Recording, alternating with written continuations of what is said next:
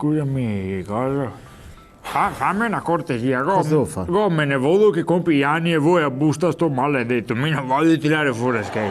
E ora qua dal dottore gasto un libretto che quasi quasi che io ciao che io porto in carto, io in carto, prima che io in carto, non che la mia così. Tagli sempre però. E quindi cosa devo fare? Riesito all'esame, sentiamo se c'è una bella storia, se no, perché voi a busta, voi meno che faccio a busta, no? Guardi. Spendo schei. Vabbè, io purché lei stia zitto glielo leggo. Ah! No, dico, lasci stare. Dimmi, Allora, contami. vabbè, c'era una volta... Basta, sei morti tutti noi che si adesso. No, certo no, che non regaliamo un libro con i disgrazi che non regaliamo. No, c'era una volta, la storia inizia così. Ma adesso sei vivi? Sì, Quando fai i sì. funerali? Ma non c'è nessun funerale, c'era una volta, iniziano tutte così le storie, c'era una volta. Allora, se noi siamo morti di chi scrive che io sia ancora conseguiamo da preoccuparsi subito che era una volta, scrivi chi sia, metti. Vabbè, non è che mettono un cambio alla storia, c'era una volta e c'è ancora, va bene? C'è ancora, c'è una volta, c'è ancora. Una famiglia come ce ne sono tante. E ora cosa scrivi un libro, se come tante altre, se c'è altre famiglie, cosa mi interessa? Di che scriva una roba interessante, no?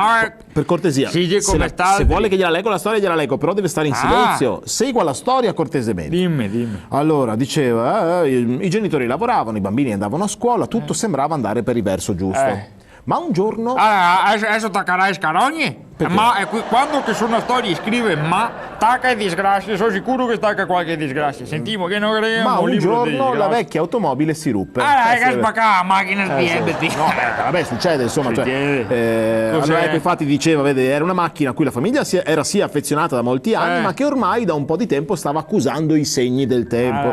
Sì, le porte non si aprivano più come prima, si aprivano a fatica, i fari facevano fatica a far luce, il cambio grattava, la frizione non funzionava così bene. Se aspetti a cambiare la macchina, aspetti di stare a piedi per la strada, aspetti di stare a piedi. Pirati della strada lì! Ma che pirati? Senta, che non regaliamo un libro di disgrazia. Di chi va a cambiare questa macchina, si dice poi così. Aspetti di stare a piedi, quei piccoli in macchina magari, non fai? Posso? Dai. Posso? Muovate, dai.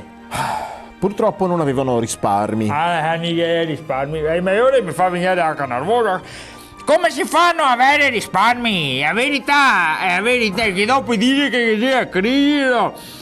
I risparmi, sì che famiglia al giorno d'oggi spende per monade, spende i giughetti e i telefonini. Una volta i risparmi te li tenevi sotto il materasso, adesso non è problema che non ci sono. È qua che la gente non risparmia perché i ha bisogno di tutto, una volta non si ha bisogno di niente. Qua crisi no, adesso mancava il reddito, vediamo anche il reddito che sta a casa a lavorare, no, mancava solo il reddito che sta a casa a lavorare. Allora cosa vogliamo noi? Che la gente abbia, che i risparmi ce li hai se usi, se dopo non è una questione tanto che, sai quanti che non fanno più i lavori, i tusi, non vuoi più fare i lavori che erano una volta. È tutto è stato un campanello d'allarme. Noi in Italia, scusa che l'uscita dall'Inghilterra, hai detto basta, l'Inghilterra è uscita. Vede, qui siamo in vacanze in Croazia. È inutile che continuiamo a lamentarci che non ci sono i lavori. I lavori ci sono, i nostri giovani che ne hanno più voglia di fare. Vuoi diventare tutti ingegneri, avvocati, dottori. E le mani non se le sporca altro, nessuno non se le sporca le mani. Questo è il problema, noi risparmi di chi se compa. Settimana dopo abbiamo fatto rientro a casa per poi... Vuole il libretto? Sì.